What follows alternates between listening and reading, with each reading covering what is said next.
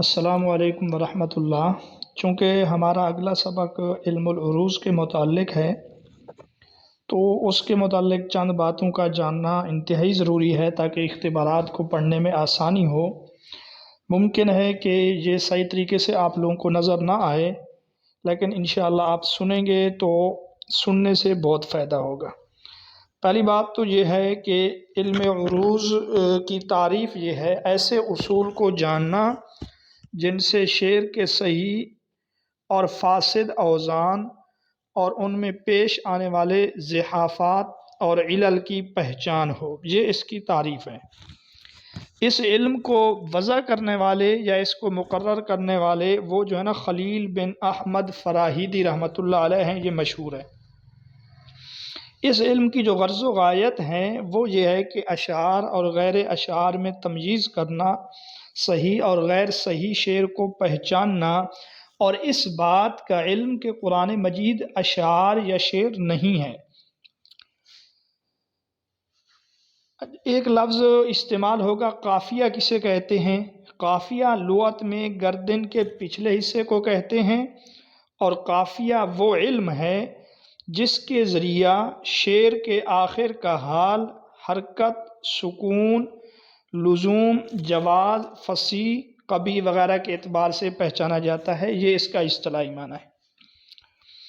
ایک اور سوال ہوگا وہاں پہ کہ قافیہ کا موضوع کیا ہے؟ تو اس کا موضوع ہے شعر کا آخری جز، اشعار کا آخری جز عوارض کے اعتبار سے، یعنی قافیہ شعر کے آخری حرف سے لے کر جو پہلا ساکن آئے اس ساکن سے ملے ہوئے متحرک حرف تک، یہ جو ہے نا قافیہ ہے، ٹھیک ہے۔ قافیہ کا موضوع واضح کون ہے؟ اس کا واضح تو خلیل بن احمد فراہیدی تھا علم العروض کا۔ اس کا جو واضح ہے وہ ہے محلحل بن ربیعہ، یہ امرؤ القیس کا ماموں گزرا ہے۔ اس کے بعد ہم ایک اور چیز پڑھیں گے کہ آگے تقطیع کسے کہتے ہیں، یہ بھی ہم اس کتاب میں پڑھیں گے۔ تو تقطیع کے لغوی معنی تو ہیں کسی چیز کو کاٹنا، اور اصطلاح میں اس کی تعریف کی جاتی ہے تجزیۃ البیت بمقدار من التفاعیل، یعنی شعر کے ٹکڑے کر کے انہیں بحر کے اجزاء کے مطابق کرنا۔ شعر کے ٹکڑے کر کے انہیں بحر کے اجزاء کے مطابق کرنا، یہ بحر کسے کہتے ہیں یہ آگے پڑھیں گے۔ ایک اور بات یاد رکھیں کہ اشعار کے جب ٹکڑے کیے جائیں گے وہاں پر لفظ کا اعتبار ہوگا، یعنی لفظ کہتے ہیں زبان سے بولنے کو، خط اور لکھائی کا اعتبار نہیں ہوگا۔ یعنی تقطیع میں ان حروف کا اعتبار کیا جائے گا جو پڑھے جاتے ہیں اگرچہ وہ لکھنے میں نہ آئیں۔ مثلا ایک جو کھڑا زبر ہے اس سے جو الف ہے یا کھڑی زیر سے جو یا ہے اور الٹے پیش سے جو واو پیدا ہوتے ہیں، ان کو مستقل حرف شمار کیا جائے گا اور وزن تقطیع میں ان کا اعتبار بھی کیا جائے گا۔ اسی طرح حرف مشدد جو ہے لکھنے میں تو ایک ہی لکھا جاتا ہے، لیکن وہاں حرف مشدد دو حروف شمار ہوں گے، پہلا ساکن، دوسرا متحرک، اس لیے تقطیع میں اس کو دو شمار کریں گے۔ اسی طرح کسی حرف پر تنوین ہو، یعنی دو زبر زیر پیش ہوں، تو وہ لکھنے میں تو ایک حرف شمار ہوگا لیکن پڑھنے میں وہ دو حروف شمار ہوں گے، پہلا متحرک ہوگا اور دوسرا ساکن ہوگا۔ تو یہ مشدد کے مخالف ہے۔ مشدد میں پہلا ساکن سمجھیں گے، دوسرا متحرک سمجھیں گے، اور تنوین میں پہلا متحرک اور دوسرا ساکن سمجھیں گے۔ مثلا ایک لفظ ہے قلم، قلم، اب ہم لکھنے میں تو تین لفظ لکھیں نا، قاف لام میم، اوپر دو پیش ڈال دیں گے، لیکن جب اشعار کی ہم تقطیع کریں گے تو اس میں قلم نون الگ سے لکھیں گے۔ بہرحال خلاصہ یہ ہے کہ تقطیع میں لفظ کا اعتبار خط ہوگا، خط کا اعتبار نہیں ہوگا، کیونکہ لفظ جو ہے یعنی زبان سے بولنا یہ کتابت سے مقدم ہے۔ کتابت کا آغاز تو بعد میں ہوا جبکہ تلفظ اس سے پہلے سے شروع تھا۔ جی اس کے بعد ایک چیز ہم اور بھی ادھر پڑھنے والے ہیں تو اس کے متعلق آپ لوگوں کو یہاں بتا دیں کہ سبب کیا ہے۔ اس طرح اور وتد استعمال ہوتا ہے تو سبب لغت میں اس رسی کو کہا جاتا ہے جس سے خیمہ وغیرہ کو باندھا جاتا ہے۔ اور سبب کی جو ہے نا دو قسمیں ہیں۔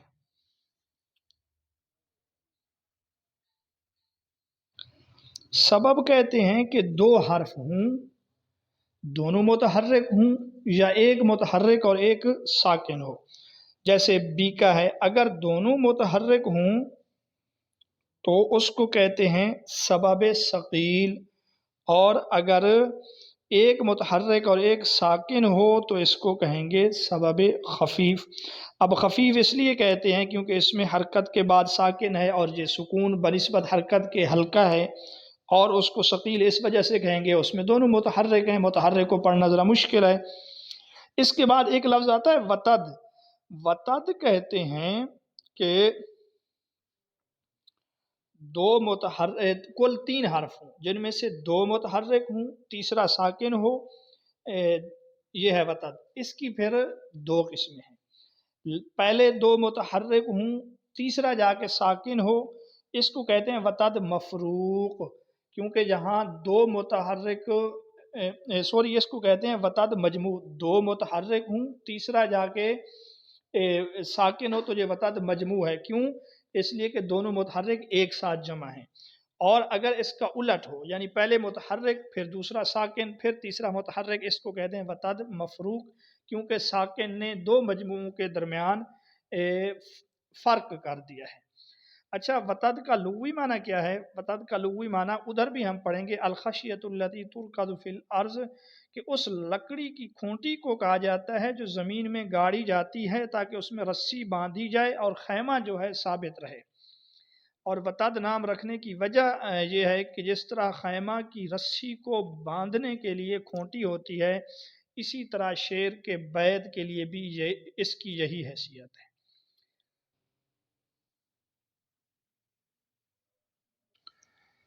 دو الفاظ وہاں ہم اور بھی پڑھیں گے، ایک ہے فاصلہ صغریٰ اور ایک ہے فاصلہ کبریٰ۔ اب چار حرفی لفظ ہو جس میں تین متحرک ہوں، اس کے بعد چوتھا ساکن ہو تو یہ ہے فاصلہ صغریٰ۔ اور اگر پانچ حرف ہوں جن میں سے پہلے چار متحرک ہوں، پانچواں جا کے ساکن ہو تو اس کو کہتے ہیں فاصلہ کبریٰ۔ اب فاصلہ کا ویسے تو معنی ہے ستون، چونکہ فاصلہ صغریٰ یہ سبب ثقیل اور سبب خفیف سے مرکب ہوتا ہے۔ مثلا آپ ایک لفظ دیکھیں ضاربت، ضاد را با تا، اس میں کتنے ہیں؟ چار حرف ہیں، ضاربت۔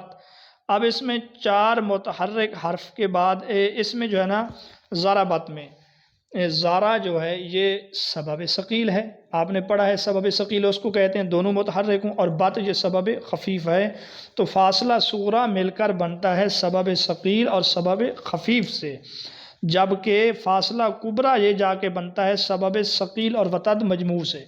فاصلہ کبریٰ کی تعریف ایک بار پھر سن لیں۔ فاصلہ کبریٰ اس لفظ اس کو کہتے ہیں جس میں چار متحرک ہوں پانچواں ساکن ہوں، مثلا ہے ضربنا، ضاربنا، مثلا ہے ضاربنا۔ اب ضاد را یہ ہے سبب ثقیل، اور اس کے بعد ہے بنا، یہ بنا ہے وتد مجموع۔ بنا کیوں وتد مجموع ہے؟ اس لیے کہ ہم نے پڑھا ہے دو متحرک ہوں تیسرا ساکن ہو تو یہ وتد مجموع ہے۔ تو بہرحال فاصلہ صغریٰ اور فاصلہ کبریٰ بھی وہاں پر ہم پڑھیں گے، یہ ذہن میں رہے۔ اچھا جی، فاصلہ صغریٰ ہو یا فاصلہ کبریٰ ہو یا پھر سبب خفیف ہو ثقیل ہو، ان کے لیے ایک جملہ ہے، وہ ہے لم آرا علی ظہری جبل سمکا، میں نے نہیں دیکھی پہاڑ کی پشت پر کوئی مچھلی۔ اب لم جو ہے یہ ہے سبب خفیف کیونکہ ایک متحرک ایک ساکن ہے، آرا جو ہے یہ ہے سبب ثقیل کیونکہ دو ہیں دونوں متحرک ہیں، اس کے بعد ہے علی عین لام یا، تو یہ ہے وتد مجموع کیونکہ دو متحرک ہیں تیسرا جا کے ساکن ہے، پھر اس کے بعد ہے ظہر، یہ وتد مفروق ہے کیونکہ دو متحرک کے درمیان میں ساکن آیا ہوا ہے، پھر اس کے بعد ہے جابالن۔ اب جابالن بولنے میں ہم نون بول رہے ہیں لیکن لکھنے میں نون نہیں آ رہا، ہم نے ابھی اوپر سنا ہے کہ یہاں بولنے کا اعتبار ہوگا تو جابالن میں چار ہیں تو یہ جو ہے نا فاصلہ صغریٰ ہے، اور سامکتن اس میں پانچ ہیں، یہ فاصلہ کبرا ہے، بہرحال یہ جو ہیں ان کا مجموعہ ہے۔ اب آگے جو اشعار میں بحریں جا کے بنتی ہیں وہ انہی سے ابحار جو ہے مرکب ہیں، یعنی اسباب سے، اوتاد سے، فواصل سے، یا پھر ان کے مجموعے سے ابحار مرکب ہوتے ہیں۔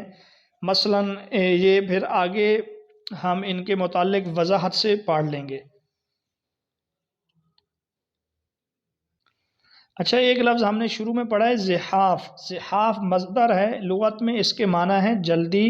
چونکہ کلمے پر زحاف داخل ہونے کے بعد حروف یا حرکات میں کمی کی وجہ سے بولنے میں جلدی ہو جاتا ہے، اس لیے اس کو زحاف کہتے ہیں۔ اور زحاف کی تعریف یہ کی گئی ہے کہ زحاف تغییر مختص بسوان الاسباب، کہ زحاف کہتے ہیں جز میں وہ تغیر اور تبدیلی ہے جو جز کے سبب کے دوسرے حرف کے ساتھ مطلقاً بلا لزوم خاص ہے۔ زحاف کے متعلق یہ بتلایا ہے کہ جز کے پہلے، تیسرے اور چھٹے حرف پر داخل نہیں ہو سکتا یہ۔ اسی طرح ہم ایک لفظ پڑھیں گے علل۔ علل جو ہے نا، یہ علت کی جمع ہے، اس کا لغوی معنی بیماری ہے، اور اصطلاح میں علل کہتے ہیں وہ تغیر جو اسباب اور اوتاد میں مشترک ہوتا ہے، اس کو علل کہتے ہیں۔ باقی مزید وضاحت اس کی جیسے جیسے ہم علم العروض کو آگے پڑھتے جائیں گے اس کی وضاحت آئے گی۔